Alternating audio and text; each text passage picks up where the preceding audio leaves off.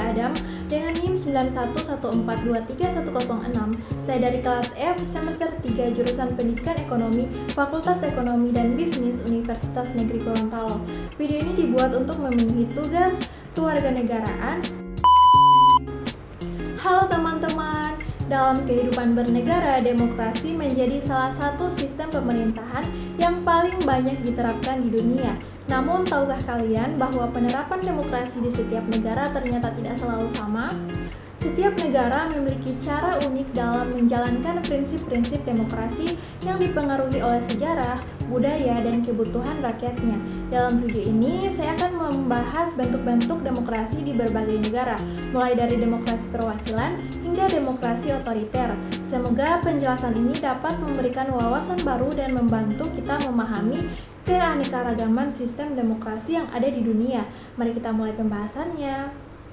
Demokrasi merupakan sistem pemerintahan yang memberikan kekuasaan kepada rakyat, baik secara langsung maupun melalui perwakilan. Namun, penerapan demokrasi di berbagai negara memiliki bentuk dan karakteristik yang berbeda-beda. Ada beberapa bentuk demokrasi yang umum dijumpai di dunia. Pertama, ada demokrasi perwakilan. Bentuk demokrasi yang paling umum di dunia adalah demokrasi perwakilan. Dalam sistem ini, rakyat memilih perwakilan mereka untuk membuat keputusan politik di parlemen atau lembaga pemerintahan lainnya. Perwakilan ini bertanggung jawab untuk menjalankan pemerintahan dan membuat kebijakan yang sesuai dengan aspirasi rakyat. Contoh negara yang menerapkan demokrasi perwakilan adalah Indonesia, Amerika Serikat, dan Inggris. Yang kedua, ada demokrasi langsung. Demokrasi langsung memberikan kesempatan kepada rakyat untuk berpartisipasi secara langsung dan dalam pengambilan keputusan politik. Hal ini dapat dilakukan melalui referendum, inisiatif rakyat, atau rekal. Contoh negara yang menerapkan demokrasi langsung adalah Swiss, di mana warga negara dapat memberikan suara secara langsung pada kebijakan-kebijakan penting melalui referendum. Yang ketiga, ada demokrasi konstitusional. Demokrasi konstitusional adalah bentuk demokrasi yang didasarkan pada konstitusi atau undang-undang dasar yang mengatur hak dan kewajiban warga negara, serta mekanisme pemerintahan. Konstitusi menjadi pedoman bagi pemerintah dalam menjalankan kekuasaan dan melindungi hak-hak warga negara. Hampir semua negara demokrasi modern menerapkan sistem konstitusional. Yang keempat, ada demokrasi parlementer. Demokrasi parlementer adalah sistem pemerintahan di mana kepala pemerintahan atau perdana menteri dipilih oleh parlemen. Parlemen memiliki kekuasaan besar dalam menentukan kebijakan dan mengawasi kinerja pemerintahan. Contoh negara yang menerapkan demokrasi parlementer adalah Inggris, Kanada, dan Australia.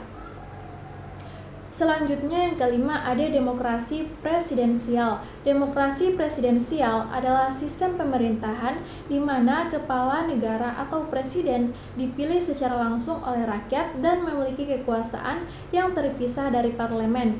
Presiden memiliki kekuasaan eksekutif dan bertanggung jawab untuk menjalankan pemerintahan.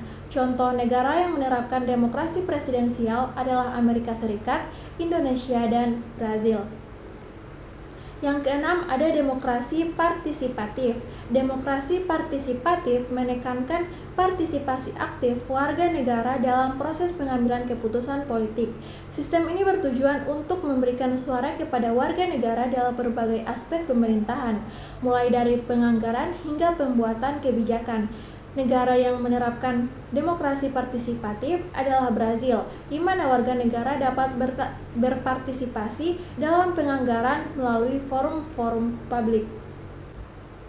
Yang ketujuh, ada demokrasi defensif. Demokrasi defensif adalah bentuk demokrasi yang lebih menekankan pada keamanan dan stabilitas negara dibandingkan dengan kebebasan individu. Dalam sistem ini, pemerintah memiliki kekuasaan yang lebih besar untuk membatasi kebebasan individu jika dianggap mengancam keamanan nasional. Negara yang menerapkan demokrasi defensif adalah Singapura, yang memiliki undang-undang yang ketat terkait kebebasan berekspresi dan kebebasan pers. Dan yang terakhir ada demokrasi otoriter. Demokrasi otoriter adalah bentuk pemerintahan yang menggabungkan elemen demokrasi dengan elemen otoriter. Dalam sistem ini, rakyat memiliki hak untuk memilih pemimpin, tetapi kekuasaan pemerintahan terpusat pada satu orang atau kelompok elit. Contoh negara yang menerapkan demokrasi otoriter adalah Rusia dan Cina. Politik masing-masing negara. Setiap bentuk demokrasi memiliki kelebihan dan kekurangan, dan tidak ada satu bentuk pun yang dapat dikatakan sebagai yang terbaik. Penting untuk memahami karakteristik dan tantangan masing-masing bentuk demokrasi untuk dapat menilai dan mengembangkan sistem pemerintahan yang sesuai dengan kebutuhan dan aspirasi rakyat. Itu saja penjelasan saya tentang bentuk-bentuk demokrasi. Lebih dan kurangnya saya mohon maaf. Wabillahi taufiq wal hidayah. Wassalamualaikum warahmatullahi wabarakatuh.